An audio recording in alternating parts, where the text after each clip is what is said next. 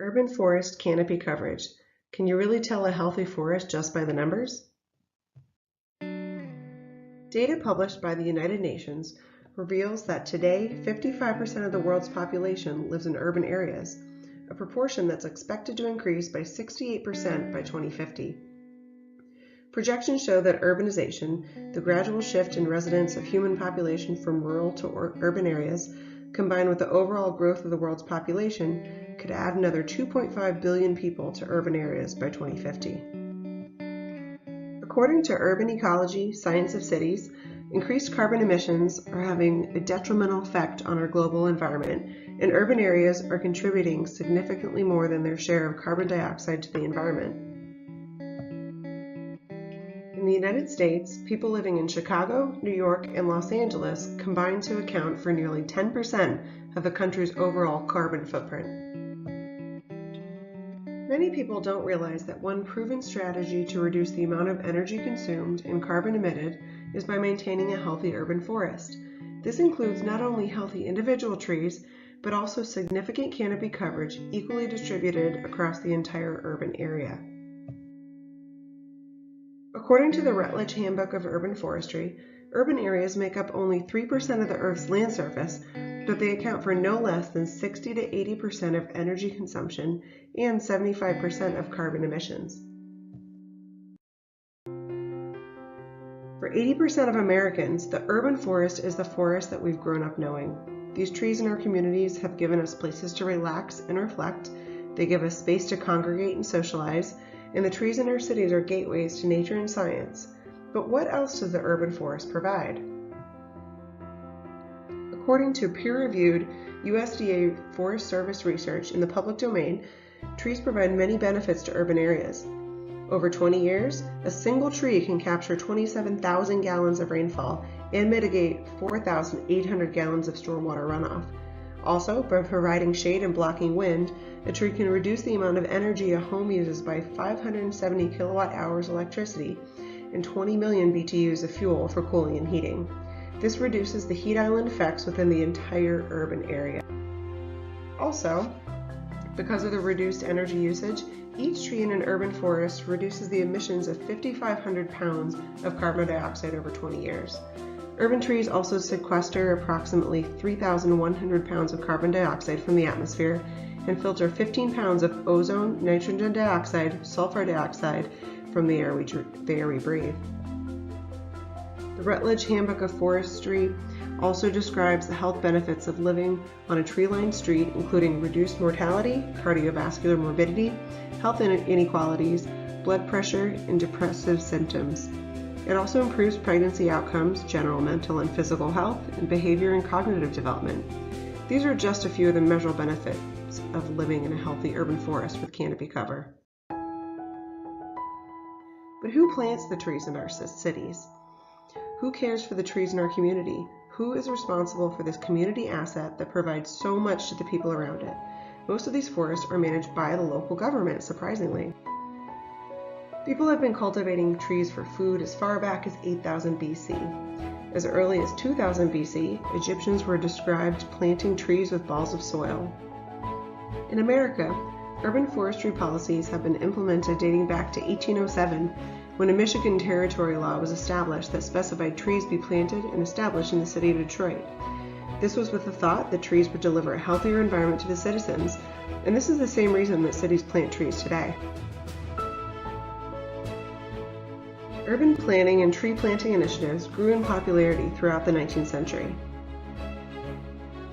Urban forestry was heavily influenced by three landscape movements of that century: the City Parks movement, the Romantic landscape movement, and the City Beautiful. All three recognized the health benefits of having green space dominated by trees in an urban area. The 20th century brought with it the birth of modern-day urban forestry. In 1918, the city of Milwaukee established a forestry program to plant and maintain the trees of that city. Through the 1960s and 70s, urban forestry progressed academically and publicly as a niche of forestry that was extremely varied from the traditional forestry. In 1971, Congressman Sykes of Florida introduced the Urban Forestry Act to Congress.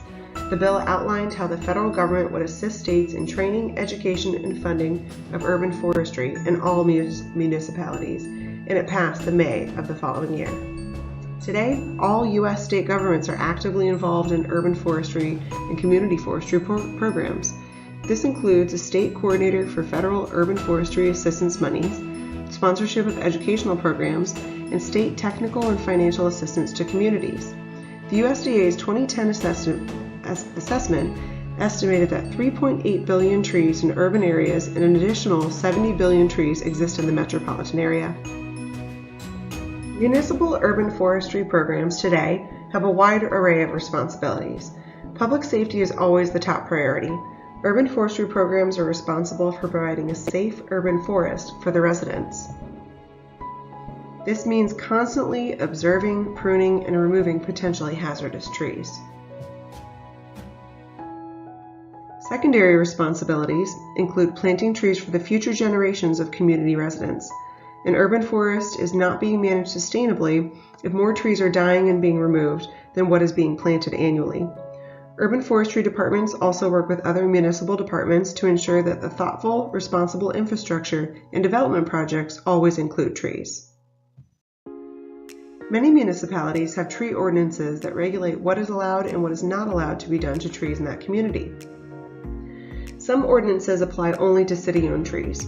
If a city tree that has been deemed healthy must be removed, the party requiring it must also compensate the municipality for the loss of the asset.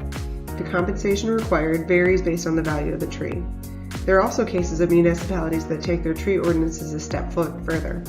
For example, in Springfield, Massachusetts, their significant tree ordinances go as far as to regulate what can be done to trees on private property within the municipal borders. Many urban forests have nonprofit advocacy groups. These organizations are generally comprised of citizens that appreciate the benefits of a healthy urban forest and want to do what they can to ensure it will be viable for future generations. These organizations are usually volunteer managed and staffed, and they typically focus their efforts on educating other citizens about the benefits of trees, watering, and mulching newly planted trees. In some cases, even pruning young trees to improve their structure for the future. There are even instances of nonprofit organizations such as Tower Hill Botanic Garden in Boylston, Massachusetts, which staffs an entire department with the objective of managing their city's urban forestry volunteer organization.